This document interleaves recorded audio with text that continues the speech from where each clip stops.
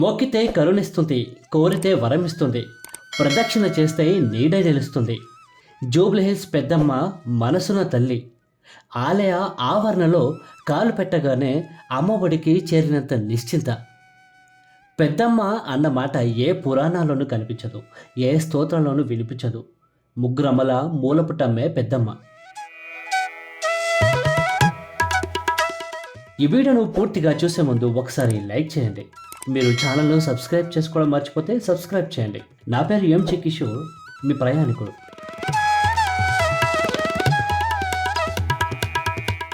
పెద్దమ్మ తల్లి ఆలయానికి ఎలా వెళ్ళాలి? పెద్దమ్మ తల్లి ఆలయానికి సికింద్రాబాద్ ఎంజీబీఎస్ నుంచి బస్, మెట్రో సర్వీసులు ఉన్నాయి. కోటి, ఈసీఐఎల్, సికింద్రాబాద్, సఫీల్గూడ, దిల్సుఖ్ నగర్ ఇలా వివిధ ప్రాంతాల నుంచి కూడా బస్ సర్వీసులు ఉన్నాయి. దాంతోపాటు పెద్దమ్మ గుడికి మెట్రో రైల్లో కూడా చేరుకోవచ్చు. పెద్దమ్మ తల్లి కథ. 7 ఎకరాల ఆవరణలో విస్తరించిన ఆధ్యాత్మిక క్షేత్రం జూబ్లీహిల్స్ పెద్దమ్మ తల్లి గుడి. ఇక పెద్దమ్మ తల్లి కథ విషయానికి వస్తే, మహిషాసురుడు అనే రాక్షసుని చేతిలో త్రిమూర్తులతో సహా దేవతలందరూ పరాజితులవుతారు. అప్పుడు దేవతలందరూ తమ తమ శక్తులను ధారపోసి పార్వతీదేవిని యుద్ధానికి పంపుతారు. అప్పుడు ఆ తల్లి మహిషాసురుణ్ణి అంతం చేస్తుంది.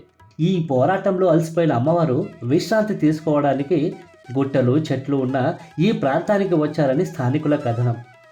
దీనిని బట్టి పెద్దమ్మ తల్లి మందిరానికి 1000 సంవత్సరాల చరిత్ర ఉందని అర్థం చేసుకోవచ్చు. నాణం నిలబడితే. పెద్దమ్మ తల్లి ఆలయంలోకి ఎంటర్ అవ్వగానే ధ్వజస్తంభం ముందు చాలామంది 1 రూపీ, 2 రూపీ కాయిన్స్ను ఇలా నిలబెట్టడానికి ప్రయత్నిస్తుంటారు. కాయిన్ నిలబడితే కోరిక నిలబడుతుంది అనే నమ్మకంతో చాలామంది ఓపికతో ప్రయత్నిస్తుంటారు. నేను కూడా ప్రయత్నించాను. హైదరాబాద్ కన్నా 1000 సంవత్సరాల పురాతనమైంది.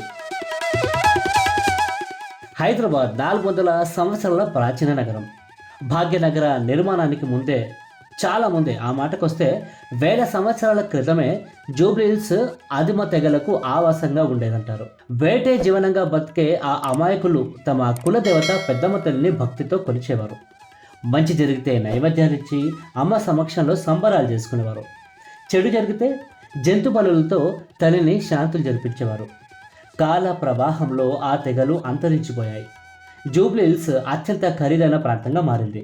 కానీ అలనాటి అమ్మ తల్లి ఆనవాళ్ళు మాత్రం అలాగే మిగిలిపోయాయి.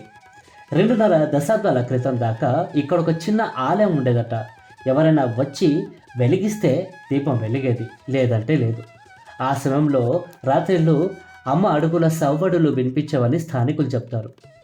భక్తులకు కల్లో కనిపించి తనొక ఆలయం నిర్మించమని అమ్మ ఆదేశించిందట. ఆలయాన్ని పునర్నిర్మించిన జననేత పీజేఆర్. కాంగ్రెస్ దివంగత నేత పి జనార్దన్ రెడ్డికి అమ్మవారంటే మహాభక్తి. అమ్మవారిపై ఉన్న భక్తితో ఆయన ఆలయ పునర్నిర్మాణానికి పూనుకున్నారు. ప్రజల సహాయంతో విరాళాలను వసూలు చేసిన పీజేఆర్ ఆలయ పునర్నిర్మాణాన్ని 1993లో ప్రారంభించారు. అయితే ఇక్కడే చిన్న సమస్య అంటే సమస్య కాదు, ఒక చిన్న సందేహం లేదా చిక్కుముడి అనుకోండి. 1000 సంవత్సరాల నుంచి ఉన్న అమ్మవారి చిన్న విగ్రహాన్ని అక్కడే ఉంచాలా, లేదా కొత్త ఆలయానికి తగిన విధంగా నూతన శిలను తయారు చేయించి ప్రతిష్ఠించాలా అనే సందిగ్ధత పరిస్థితి ఏర్పడింది. ఫైనల్లీ వేద పండితుల సూచనలతో శాస్త్ర సమ్మతంగా ప్రాచీన విగ్రహాన్ని తొలగించి గంగాజలం కలిపి నూతన విగ్రహాలను విరూపాక్ష స్వామి చేతుల మీదుగా ప్రతిష్ఠింపజేశారు. మొత్తానికి 1994లో పెద్దమ్మ తల్లి అభీష్టం మేరకు అమ్మవారికి అద్భుతమైన గుడి ఏర్పాటైంది. 1993లో ప్రారంభమైన నిర్మాణం ఏడాది కల్లా పూర్తయింది. హంపి విరూపాక్ష స్వామి చేతుల మీదుగా ప్రారంభోత్సవం ఘనంగా జరిగింది. 5 అంతస్తుల ఎత్తులో గర్భగుడి, 7 అంతస్తుల ఎత్తులో రాజగోపురం, గణపతి, లక్ష్మి, సరస్వతి ఆలయాలు ప్రాణం పూసుకున్నాయి. నిజానికి ప్రభుత్వం అప్పట్లో ఇక్కడ ఉన్నతాధికారుల నివాస సముదాయాన్ని ఏర్పాటు చేయాలనుకుంది. పీజేఆర్ ఆ నిర్ణయాన్ని వ్యతిరేకించారు. పట్టుబట్టి అమ్మవారి ఆలయాన్ని నిర్మించారు. ఉత్సవాలు.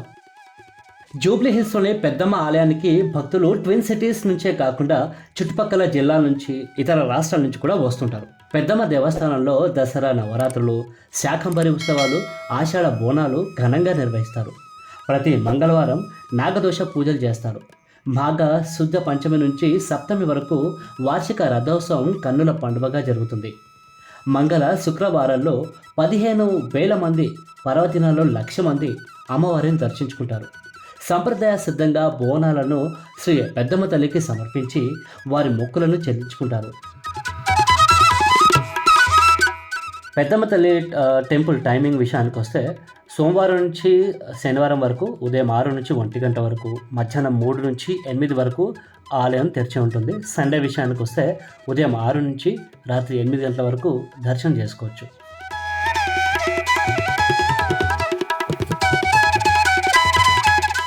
ఈ వీడియో మీకు ఎలా అనిపించిందో కామెంట్ చేసి తెలపండి. వీడియో నచ్చితే కనుక ఒక లైక్ చేసి ఛానల్ని సబ్స్క్రైబ్ చేయండి. ప్రయాణికుడు ఛానల్లో ఇతర వీడియోలను కూడా చూడండి. Thank you.